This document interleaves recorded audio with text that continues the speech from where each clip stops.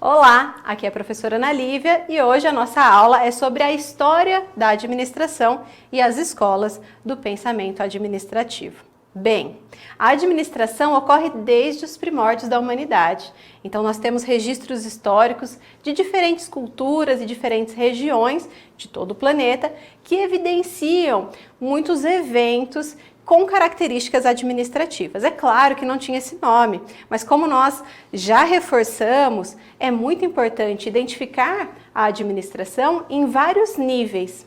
Alguns autores defendem que a administração surgiu a partir do momento em que o ser humano começou a viver em grupo, ou seja, há cerca de 6.000 anos atrás, quando surgiram as cidades. Bem, tem um exemplo que é muito importante, que é o exemplo das pirâmides, né? Então, o povo egípcio é muito reconhecido pela construção destas tão imponentes estruturas. Foi justamente a necessidade de construir tamanhas estruturas que levou ao desafio administrativo de encontrar soluções. Bem, vamos aos números então, acompanhe comigo. Imagine que essas pirâmides, mais especificamente a pirâmide de Quéops, foi feita de 2.300.000 blocos de pedra, com peso médio de 2,5 toneladas cada bloco. Então imagine que originalmente ela tinha 146 metros de altura e 230 metros de cada um de seus lados. Estima-se que mais de 100.000 pessoas trabalharam em sua construção. E, em média, essa construção da pirâmide envolveu a movimentação de cerca de 270 blocos de pedra de 2,5 toneladas todos os dias durante 23 anos. É claro que foi necessária muita gestão, muita administração por parte dos egípcios. É claro, são muitos exemplos práticos que nós podemos trazer.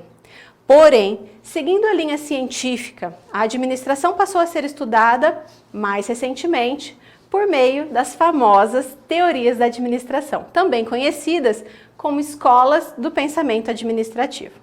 A partir de agora, nós veremos o início desta evolução histórica do conceito da administração. Vamos lá! As escolas do pensamento administrativo apresentam uma evolução. E essa evolução parte do quê? Parte justamente de problemas que os pesquisadores identificaram em sua época. Ou seja, cada teoria possui ênfase em um aspecto da administração. Esse aspecto pode ser as tarefas, as pessoas, a própria estrutura dessa organização. Ou seja, acompanhe essa imagem comigo. Uma organização é envolvida por muitos fatores. Dentre esses fatores, eu posso citar a tecnologia, as pessoas, o ambiente, a sua estrutura, as tarefas e a competitividade. Tudo isso se interrelaciona o tempo todo para atingir os objetivos esperados por essa organização. Acontece que nas escolas administrativas, era focado em um principal problema. Elas focavam em um problema que era significativo para aquela determinada época. Começando por onde? Começando justamente pela administração científica de Taylor. Então, neste momento, a administração científica tinha o foco das tarefas, da execução das tarefas, da padronização. Na sequência, nós temos uma evolução, a evolução que é para a burocracia, onde o foco estava na estrutura. Na sequência, nós temos também a teoria clássica, que também olha para a estrutura, só que por um outro ponto de vista.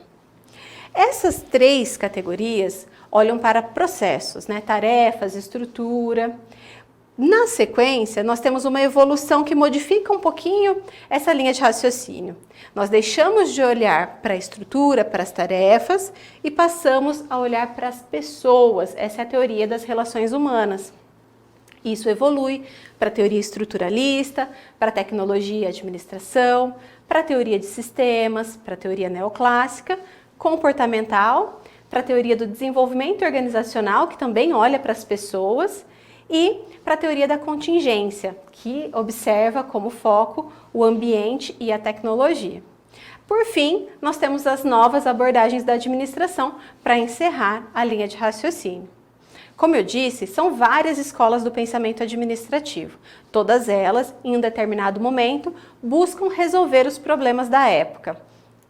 Existe uma teoria certa e uma errada? Existe uma melhor do que a outra? A resposta é não. Cada teoria é específica para um momento de maturidade da empresa ou da sociedade da época.